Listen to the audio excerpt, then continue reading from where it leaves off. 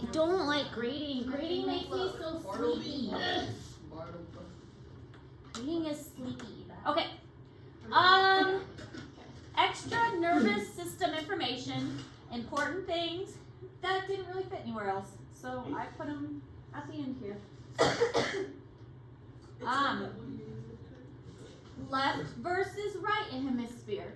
And this goes into what we were learning about with the left brain, right brain activity that we did yesterday.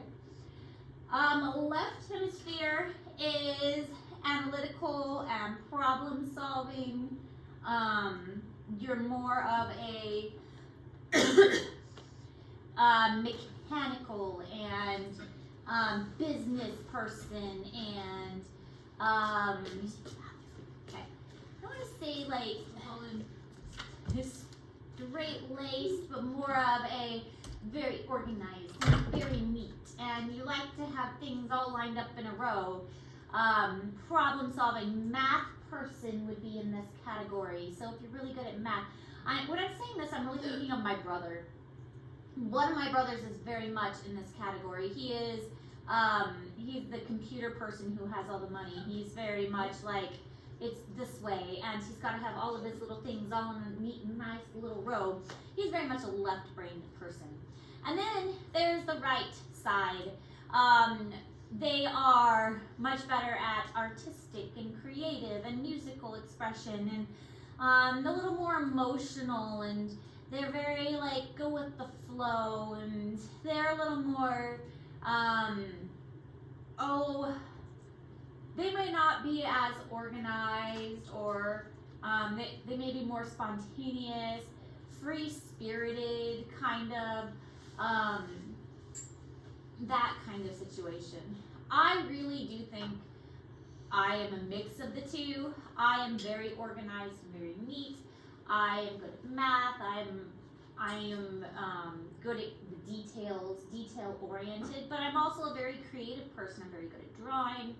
I didn't play musical instruments, but I am also a very creative person. I think outside the box.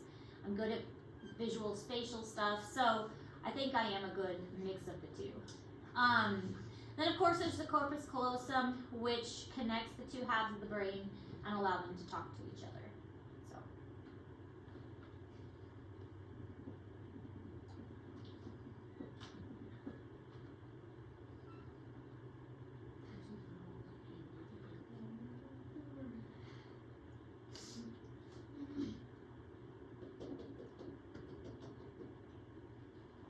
All right. Right versus left. Selective stimulation of the right and left hemisphere was possible by stimulating different parts of the body, right or left hand. Thus you can test the capabilities of each hemisphere. Left hemisphere could read and verbally communicate, and vocabulary and grammar capability of the right is far less than the left. So the left is better at vocabulary and grammar. Maybe that's why I can't spell as good, is because that's more of a left brain thing, and I'm not very good at spelling. I do have a good vocabulary, and I'm very good at like articulating for the most part, but I'm not very good at like pronouncing words, so that would be a left brain thing too. Hemispheric dominance is not absolute. There you go. Both sides are necessary.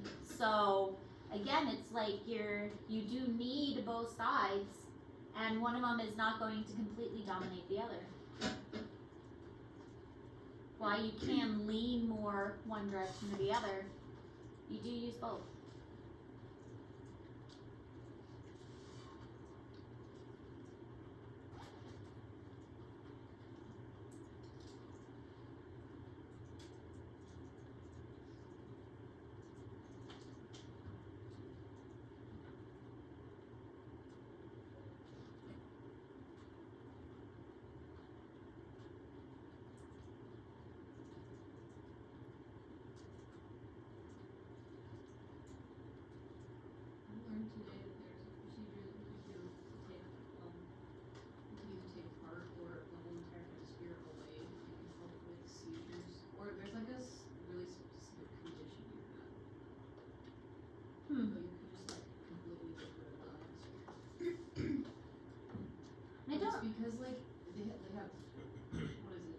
seizure. This like girl had a seizure for like 9 hours straight. That's crazy. Yeah, and she got the surgery and she's like so much better. Interesting. Well, and I don't think we mentioned this, but the brain itself doesn't have any pain receptors. So that's why they can do like open brain surgeries and people can be awake because they can be poking around inside your head and you don't feel anything. What was that one lady? Miss Mobley? Yeah, she said she had that. Yeah. I saw this video of a guy who was literally like playing violin during his surgery, his open brain surgery, because he had started to like shake while he was playing, and they found out what he used that was, I guess, causing him to shake or something. Mm-hmm. Yeah, so a lot of times they do keep people awake during, I think that would drive me crazy. But they want to make sure they're not affecting major portions of the brain, and so they'll keep them awake to make sure that only the correct parts of the brain are being operated on. So signs of aging on the nervous system, a lot of times it is a gradual decline in sensory and motor function. Reflexes are going to slow, so elderly people don't have as good of reflexes. That reflex game that we played, yeah, they're not going to be as good at that. Size and weight of the brain is going to decrease, and the short-term memory isn't going to be as good, and long-term memory is usually unaffected, so they can remember things of the past. When I went to visit my grandmother, they were doing some memory tests with her, which I found really interesting. I mean, keeping in mind she just had a stroke. But one of the tests that they did with her is she was supposed to tap the table every time they said C. And so they were saying different letters of the alphabet, and every time they said C, she was supposed to tap the table. And it was to see how long she paid attention, like her short-term attention span, if she could pay attention for a long time. And at first she did okay, and every time she said C, they're like A, B, and whenever she said C, she was supposed to tap the table. But after a while, you could tell like she faded, and the nurse would say C, and she wouldn't tap. She just left her finger there. Oh, it's like she completely forgot the point of the exercise. And it wasn't even that long that they did it. It was maybe like 2 minutes that they did it. But after about maybe 45 seconds, she forgot what she was supposed to be doing. And so I didn't know if it was a result of the stroke or if it was a result of her just being 90 years old. So, like, decreased short-term memory in many people. I mean, she is 90 years old too.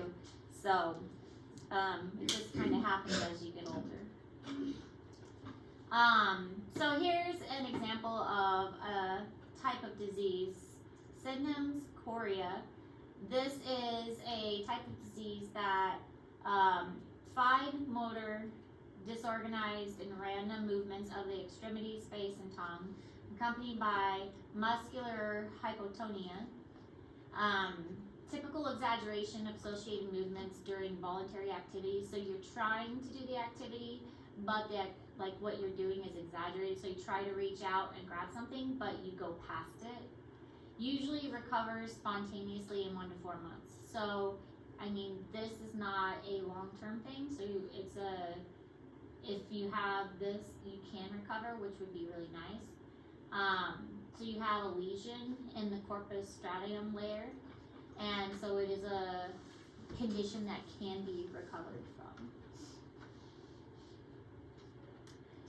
Huntington's chorea, and in this one, and these are all in Google Classroom, it's an autosomal dominant, so this is an inherited disease, and it's fatal in many cases, and it's on chromosome 4. So remember, think back to genetics, how they have all the chromosomes laid out, and they're usually numbered 1 through 23, and with the 23 chromosome being the XY chromosome. So this is on chromosome number 4.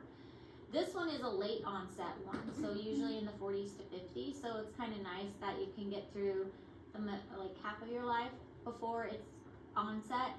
But the disadvantage to that is that by the time you see symptoms, you've already reproduced because it's past reproductive age, and so if it's inherited, you've already passed it on to your offspring. So it's too late to like know that you had it and you've already passed it on to your offspring at that point. Spasmodic movement in the onset and frequently associated with emotional disturbances. So it's affecting your brain to the point where now you have these spasmodic movements and you're having emotional problems as well. I like how it says grotesque gait. Severe difficulty speaking, and then eventually dementia after that.